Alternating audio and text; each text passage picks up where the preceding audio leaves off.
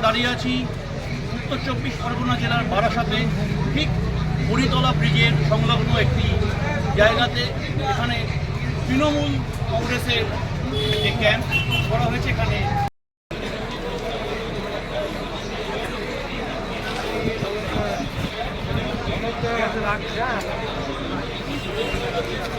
এক মিনিট বলবেন, 1 মিনিট।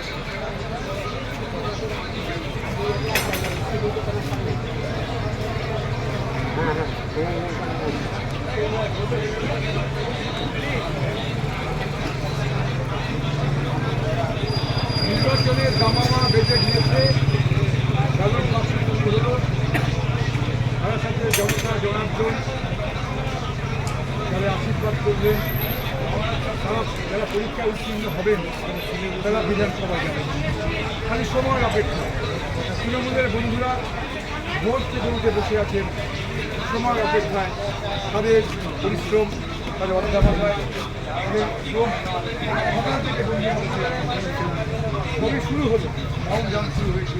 তবে বেলা বাড়বে, আরও লড়াই তীব্রতর হবে। রাজহাট থেকে 8জন মাত্র মানুষ, 2জন প্রতিনিধি বিধানসভা যাবেন। তাদের আমি তাদের আশীর্বাদ করেছি, আমি তাদের দুহাত করে দোয়া দিয়েছি তাদের মানুষ রাজহাটকে সাজাবেন, নতুন করে স্বপ্ন দেখবেন, নতুন বারাসাত আমি উপহার পাবো। আমাদের শুভেচ্ছা রইল।